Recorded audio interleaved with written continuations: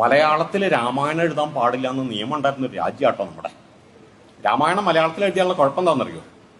അത് കേട്ടാൽ കേൾക്കണമെന്ന് നരകത്തിൽ പോകുന്ന. അഷ്ടാദശ പുരാണാനി രാമസ്യ ചരിതാനിജ ഭാഷായം മാനവം ശ്രുത്വ രൗരവം നരകം വ്രജേൽ എന്നാണ് നിയമം. അതായത് രാമായണം മലയാളത്തിൽ എഴുതിയാലുള്ള കുഴപ്പം എന്താ വെച്ചാൽ കേട്ടാൽ കേൾക്കണം നരകത്തിൽ പോകും. കേൾക്കണമെന്ന് നരകത്തിൽ പോവെങ്കിൽ ആരെങ്കിലും കേൾക്കുമെന്ന്, കേൾക്കാൻ ആളില്ലെങ്കിൽ ആരെങ്കിലും എഴുതുമെന്ന്. അതിനെ മുറിച്ചു കടന്ന് രാമായണം എഴുതിയ മനുഷ്യന്റെ പേരാണ് കേട്ടോ എഴുത്തച്ഛൻ എന്ന് പറയണേ. എഴുത്തച്ഛനോടൊന്ന് ചോദിച്ചു എത്ര ആടും, കാരണം ചക്കിലിട്ട് ആട്ട നായരാണേ, എത്ര ആടും ചക്കിലെന്ന് ചോദിച്ചപ്പോൾ എഴുത്തച്ഛൻ പറഞ്ഞത് 4 ആടും 6 ആടുന്ന. എല്ലാ വേദവും ആടും, ഇപ്പുറത്തുള്ള എല്ലാ പുരാണവും ആടുന്നാണ്. എഴുത്തച്ഛൻ തന്നെ കൃത്യമായിട്ട് അടയാളപ്പെടുത്തി വെക്കുന്നുണ്ട്. രാമായണങ്ങൾ പലതും കവിവര രാമോദമോട പറഞ്ഞു കേൾക്കുണ്ടു നാം, ജാനകിയാളെ കൂടാതെ രഘുത്തമൻ കാനനവാസത്തിന് എങ്ങു പോയിട്ടുള്ളൂ എന്ന്. അവിടുന്ന് ഒരുപാട് രാമായണങ്ങൾ മലയാളത്തിൽ ഉണ്ടായിട്ടോ. കവി അതിനെക്കുറിച്ച് അഭിമാനത്തോട്ട് പറയുന്നുണ്ട്. ധാരണമാറി മലയാളത്തിൽ കവിതകൾ എഴുതാമെന്നായി അങ്ങനെ കേരള നാടിന് കിട്ടി തനതായി ശ്രീഭാരതവും രാമായണവും ദൈവക്ഷേത്ര മതിൽക്കെട്ടുകളിൽ കൂത്തും പാഠകവും ചില നാടകഗാനങ്ങളുമായി കൈരളി കൊട്ടിയ മിഴാവിനൊച്ചകൾ കേൾക്കൂ നമ്മളെന്ന് ഇടയ്ക്കെന്ന് പറഞ്ഞു പൊക്കോട്ടെ. നമ്മളതിനെ മുറിച്ചു കടന്നത് അവിടം കൊണ്ട് മാത്രമല്ല, നമ്മളതിനെ മുറിച്ചു കടന്നത് മാപ്പിള രാമായണം എഴുതിക്കൊണ്ടാണ്. ഞാനിത് എവിടെ വേദി കിട്ടിയാലും പറയാറുണ്ട്. കാരണം അധികം കാലം ഈ സാധനം പറഞ്ഞു നടക്കാൻ പറ്റില്ല, ഈ പുസ്തകം ഇപ്പം കിട്ടാനില്ല. എന്നാണ് നിരോധിക്കാന്നറിയില്ല. നാദാപുരത്ത്, കേരളത്തിലുണ്ടായതാണ്.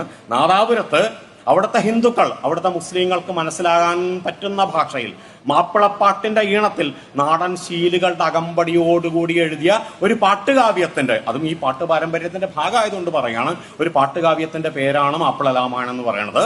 അതിന്റെ വായ്ത്താരി ഇങ്ങനെയാണ്: ലാമ ലാമ ലാമ ലാമ ലാമ ലാമ ലാമ ലാമ ലാമ ലാമ ലാമ ലാമ ലാമ.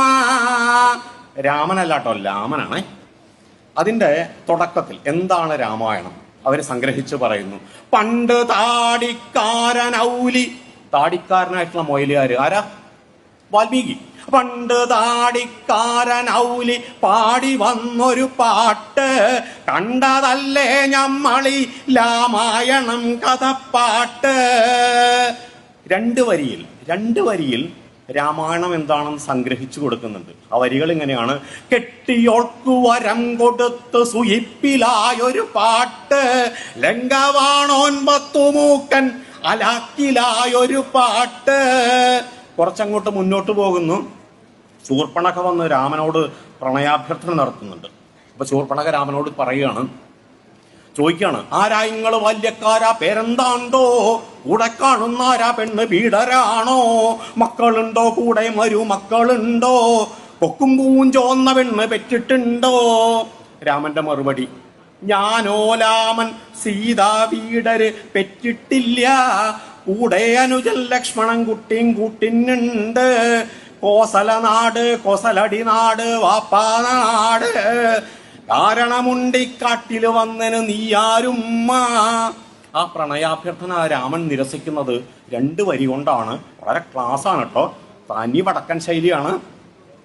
തേക്കുന്നെണ്ണ പിടിച്ചാലെന്തിനു മാറ്റി തേക്കുന്ന്, ലങ്കാശിങ്കെ പോട് മോളെ പാടും നോക്കി എന്ന് പറഞ്ഞുകൊണ്ടാണ് ആ പ്രണയാഭ്യർത്ഥന നിരസിക്കുന്നത്. അതിലൊരുപാട് ഗവേഷണം നടക്കുന്നുണ്ട് കേട്ടോ. അതിലൊരു ഗവേഷണം എന്താ വെച്ചിട്ടുണ്ടെങ്കിൽ, എപ്പോഴാണ് ഈ പറയുന്ന ഹനുമാൻ ലങ്കയിൽ ചെന്നത്? കാരണം രാവണൻ ഈ 10 തലയാണല്ലോ, വളരെ വിജിലന്റ് ആയിട്ടിരിക്കുകയാണ്. ഒരു ഗ്യാപ്പ് കിട്ടണ്ടേ? ഇവരെ കണ്ടുപിടിക്കുന്ന ഗ്യാപ്പ് എപ്പോഴാണെന്നറിയോ? ഈ രാവണൻ ഷേവ് ചെയ്യുമ്പോഴെന്നാ. കാരണം ചങ്ങായിക്ക് 10 താടി ഉണ്ടല്ലോ. രാജാവ് സ്വന്തമായിട്ട് ഷേവ് ചെയ്യില്ല, അഭിമാന പ്രശ്നമല്ലേ? രാജവൈദ്യം എന്ന് പറഞ്ഞ മാതിരി രാജ ബാർബർ ഒരാളെ ഉണ്ടാവുള്ളൂ. ഒരാൾ ഈ 10 താടിയും പഠിച്ചു വരുമ്പോഴേക്കും 1/4 മണിക്കൂർ ഗ്യാപ്പ് വരുന്നു. ആ ഗ്യാപ്പിലാണ് ഹനുമാൻ ചെല്ലുന്നതെന്ന് ഇവർ കണ്ടുപിടിക്കുന്നു.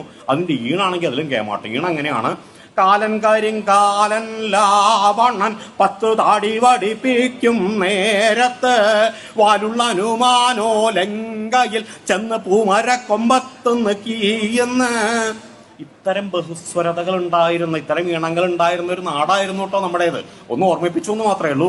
ഞാൻ പറഞ്ഞു വന്നത്, ഈ രാമനെക്കുറിച്ച് ആദ്യമായി മലയാളത്തിൽ എഴുതിയത്, അതിന്റെ പേരിൽ ഒരുപാട് പഴി കേൾക്കേണ്ടി വന്നത്, സി രാധാകൃഷ്ണനൊക്കെ വായിച്ചാൽ അത് മനസ്സിലാവും. അതിന്റെ പേരിൽ കൽപ്പിക്കപ്പെട്ട ഭ്രഷ്ടന്റെ കഥയെല്ലാം അത് എഴുത്തച്ഛനായിരുന്നു.